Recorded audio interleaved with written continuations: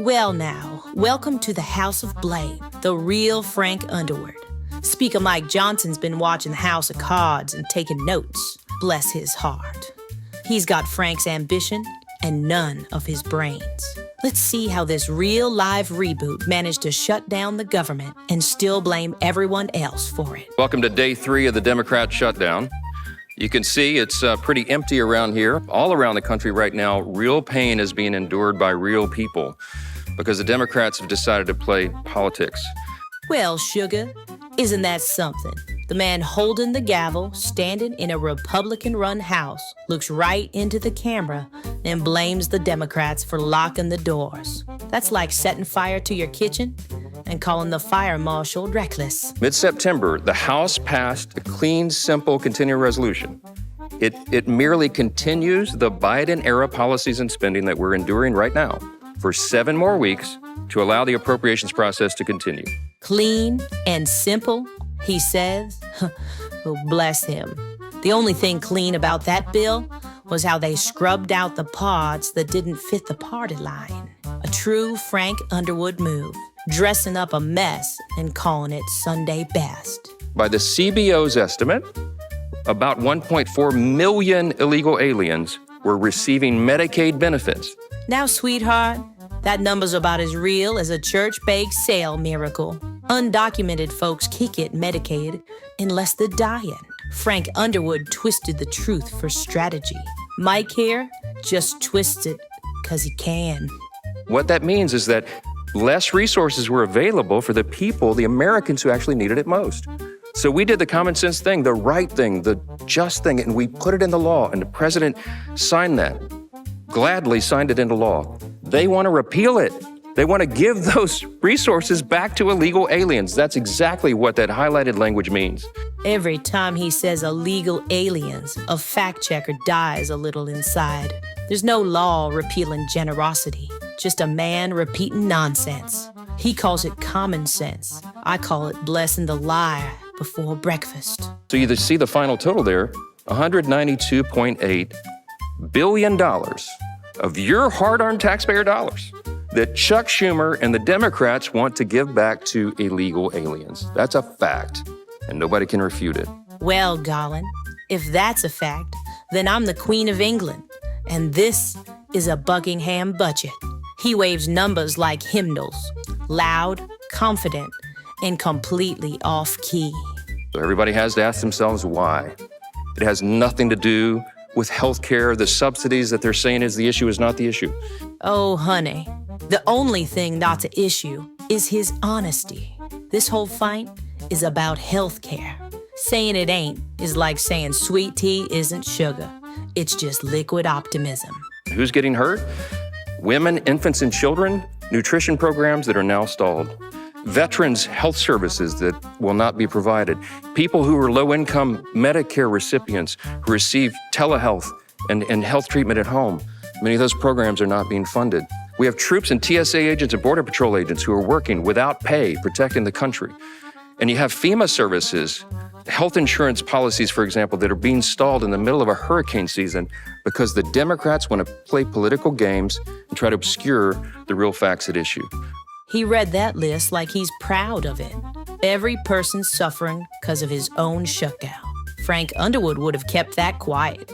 Mike Johnson turns it into a sermon on selective amnesia. This is not Republicans playing games. I could have put Republican conservative priorities on the CR and sent it over there, but I didn't. And so when you all ask me, why aren't you negotiating with them? I don't have anything to negotiate. Leader Thune and I can't take off Republican priorities that we put in the CR and say, hey, is that better? Could you vote for that? Because we didn't put them on there in the first place. Why? Because Republicans are being responsible. We're operating in good faith, and we're trying to get the Democrats to do their job, and they won't. Well, bless his responsible little heart. Only in D.C. can you close the government, blame the other side, and call yourself the adult in the room. That's not statesmanship, sugar. That's theater with bad lighting. The House did its job. The House sent a bipartisan, very simple, very conventional 24-page continuous resolution to keep the lights on. Bipartisan must mean something new. Maybe nobody outside our caucus voted for it. If Frank Underwood pulled a stunt that obvious, he'd at least light it better. When Congress decides to turn off the lights, to shut the government down, it shifts the authority to the executive branch. That's how the process works. The person who has decided to put the White House in that situation is Chuck Schumer, who leads the Democrats, the 44 who keep voting to keep the government from opening up. Now, isn't that precious? He flips the switch himself and then hollers that Chuck Schumer cut the power. That's not politics. That's a child with a flashlight and a vivid imagination. Is he trolling the Democrats? Yes. Yes, because that's what President Trump does, and people are having fun with this. Fun? Lord, the only folks having fun are the ones cashing checks while everyone else misses theirs. Call it what you want, sweetheart. Leadership ain't supposed to look like a comment section. Please open the government so we can do that work, so that all the members of both chambers can be here to do the work, to legislate and to deliberate. He shuts it down, then begs someone else to open it so he can look busy. My granddaddy used to say, if you break the window, don't ask for a medal when you pick up the glass. The Speaker is right. We have an opportunity to pick up a House-passed bill that, if it passes the Senate, will be sent to the White House, the President will sign it, and the government will reopen. It is that simple and that straightforward, and that's all we're talking about here. Oh, well, Senator Stepford speaks. Everything's simple and straightforward when you ignore half the facts. He delivers lines like he's reading bedtime stories to Wall Street. We have a majority of senators, 55 senators, have already voted for this clean, short-term, nonpartisan CR. As the Speaker said, no policy writers, no gimmicks. No gimmicks, he says, standing in the middle of one. If sincerity were money, this room couldn't buy a coffee. Illegals and free health care programs in this country. A bill loaded with $1.5 trillion in new spending, which includes all these provisions.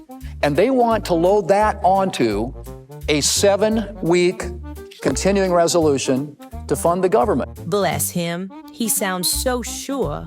CRs don't add new money sugar. They just keep the lights on. But exaggeration's the only growth industry this Congress understands. What's changed? What's different about this? What's different is who's in the White House. That's what it's about. It's all about President Trump and the Democrats needing to pick a fight to satisfy their far-left political base, far-left activist organizations. The blame the other marriage defense. Classic. Frank Underwood would call that amateur hour. You break the vase, then fuss that your neighbor looked at it funny. They have taken hostage the federal government and, by extension, the American people, who are the only losers in this. Everybody's talking about who wins and who loses and who gets the blame. That's not what this is about. This is about what's doing in the best interest of the American people. Well, mercy. The captors always do see themselves as victims.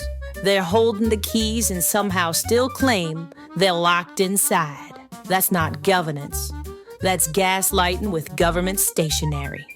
The president takes no pleasure in this. But if Chuck Schumer is going to give Donald Trump the opportunity to determine what the priorities are, he's going to exercise that opportunity, and that's where we are. Chad. So he admits it.